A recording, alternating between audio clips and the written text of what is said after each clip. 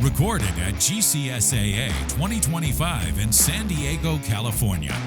Here's your host, SiteOne Golf Representative, Max McGee. All right, we're here at Mr. Asa High at the Confessions of the Craft at the 2025 GIS in San Diego. Asa, thanks for coming by and seeing us. Absolutely. Thanks for having me. Yeah, tell us a little bit about your background and where you hail from.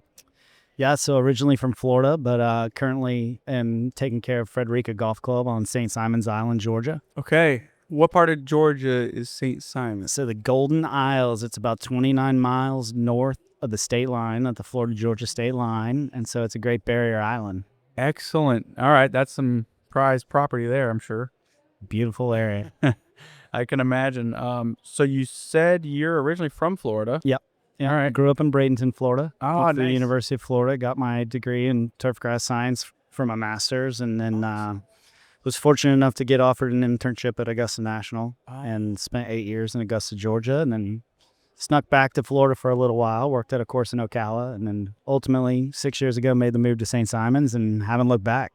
It's been fulfilling. Yes. Okay, good. To say the least. So you're one of those that went straight into turfgrass management in college, right? Well, I was actually studying agricultural operations management and started working on a golf course late in my college career. Fell in love with the profession at that point in time. Said I need to get a turf degree and just happened to go ahead and roll into a master's program. Excellent. Yeah.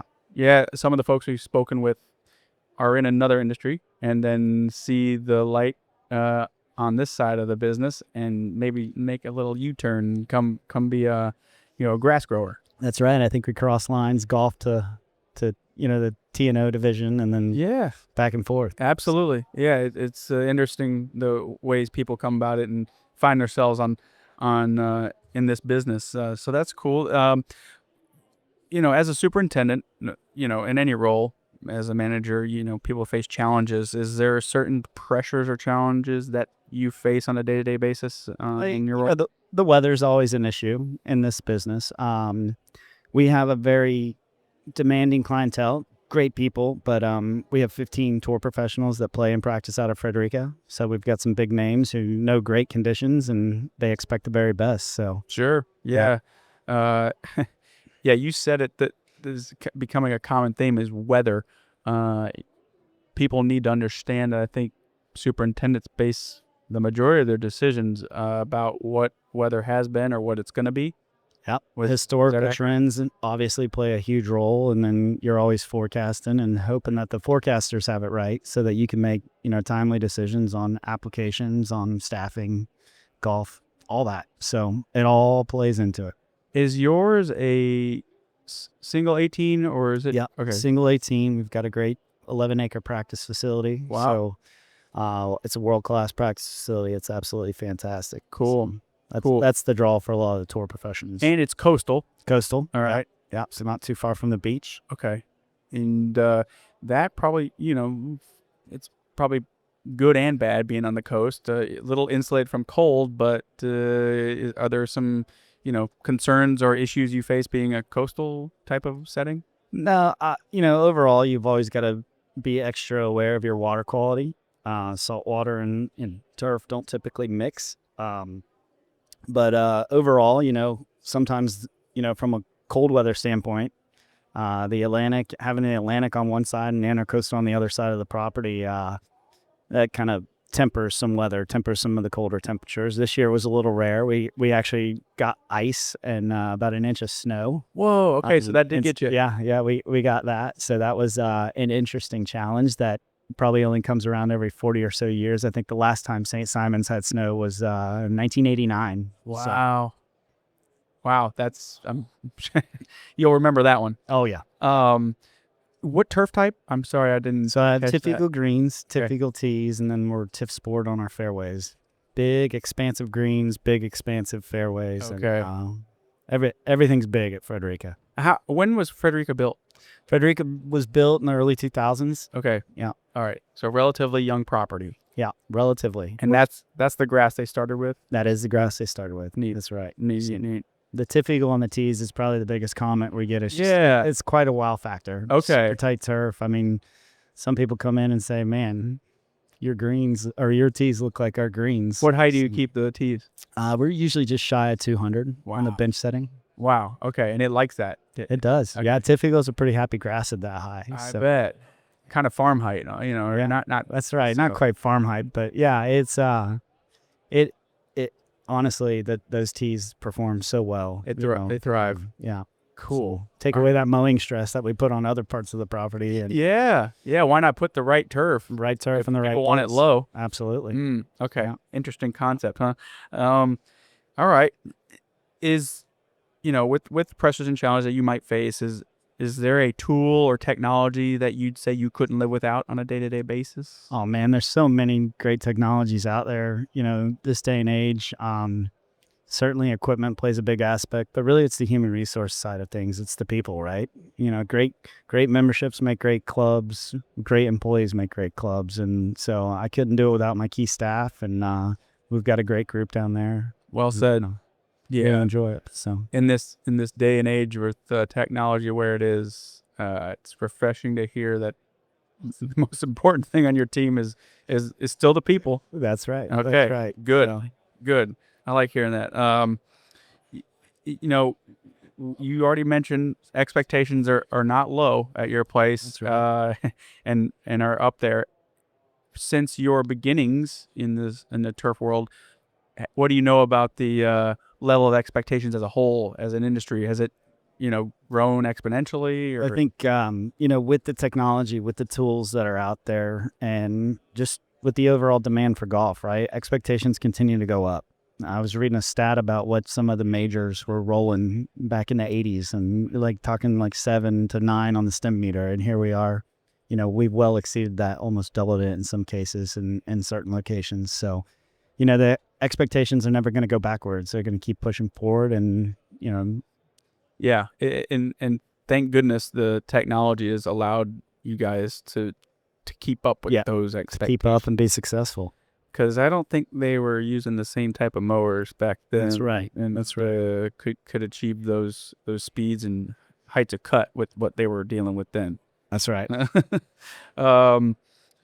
Let's see. You mentioned that Frederica's not that old of a course, but you have any major projects coming down the line or? Yeah. So the ownership at Frederica is pretty progressive. We want to kind of stay on top of things. So over the last few years, we've updated a lot of our bunkers, continue to add drainage as needed. We've got a little collar renovation. We're going to regrass our collars and kind of reclaim some lost turf types that have crept in from the TIF Sport fairways. So we've got that on the docket this summer, and excited about what that. turf type is your collar? The collars were TIF Dwarf originally. Okay. The TIF Eagle greens have kind of crept out in a lot of areas, and then ultimately TIF Sport has crept in some areas. So Okay. You're gonna regrass with TIF Eagle. Oh. Yeah. Just kind of keep it. It'll be similar to the tee situation. So our right. collars and approaches will be TIF Eagle, will be mowed roughly at 200. neat. All right. I like seeing that. It's another good place for TIF Eagle, I think, too. That's right. Yeah. Let's touch on misconceptions that people may have about the golf course industry or golf course superintendents. Is there something that you see regularly? Yeah, the GCSAA as well as the industry has been very outspoken. We do so much for the environment. We're all active environmentalists. We didn't get into the superintendent's profession because we want to ruin the environment around us. We love being outside. We love enjoying all the beauty of nature and the animals and the course and everything else. So we're trying to preserve that. So, I think, we've come a long way. We still have a long way. BMPs, best management practices, have been put in place in all 50 states now for golf courses. And so guys that are using that are really able to show what they're doing to, protect the environment, to make sound business decisions, and to kind of reduce inputs in a way. Certainly, we make much more educated decisions these days. Yes. Prescription based. That's right. Yeah. That's right. Yeah. And, green spaces are a limited resource. Absolutely. And each day and year that goes by, there, less and less of that probably in certain places. So I would agree that the superintendent is definitely a proponent of maintaining those green spaces and protecting them. That's right. That's right. Yeah, that's cool. You've been around, as a superintendent for a little bit. What kind of advice would you give to those younger individuals wanting to take a leap into this industry? Find a good mentor, right? So when you can attach on to somebody who's senior in this industry and can kind of show you the ropes, if you can get into a good situation and learn and just keep your head down, work hard, and eventually your shot's going to come. It's who you know. It's a big people business, big relationship business. So, get out there and meet as many people as you can and develop those relationships, because the great thing about the superintendent's profession is, it's like a brotherhood. So we can always pick up the phone if we're having an issue or fighting an interesting challenge, whether it be a disease or weather pattern or something like that. And there's somebody who's going to talk to you because they've dealt with it. Yes. And it's kind of a highlight of the industry that the camaraderie is so deep and the networking is impactful. And it's cool to see that, you can rely on your colleagues for a little help when needed. That's right. Yeah. That's right. Well, last question here is, how do you see the golf industry, whether it's golf as a sport or on your side of the office or of the desk, how do you see it evolving in the next 10 years? Yeah, I think you're gonna see more youth in the game. Right now is a wonderful time for golf with the economy, so a lot of new golf courses are getting built. So providing that access for people to come play. The technology is going to be the biggest thing. All these robotic and automated, mowers and all the technology that we use now from precision agriculture that keeps continuing to move in. You're getting more high tech. So I think you're going to see the superintendents. We're a pretty resourceful bunch, but a lot of us in the past have resisted technology maybe, and I think you're going to see a lot more people jump on board and have to really work hard on boning up on all this technology, because it's a new tool in the bag. And technology is only as good as the person knowing how to use it and make sure they use it for the right reasons. And I think that's a common thread that I've heard from folks. Yeah. So there's a lot of things you get your hands on, but make sure it's still useful. Yeah, you still have to have the time and the people to use it. And the right people. That's right. Well, great. Asa, thanks for stopping by. We really appreciate it. Absolutely. Thank you. Hey, enjoy the rest of the show. We'll talk to you later. Absolutely. Don't forget to join us in 2 weeks for the next episode of Confessions of the Craft. Hear past recordings wherever you like to download podcasts. And follow SiteOne on Facebook, X, formerly known as Twitter, Instagram, and LinkedIn for the latest from the green industry's leading distributor.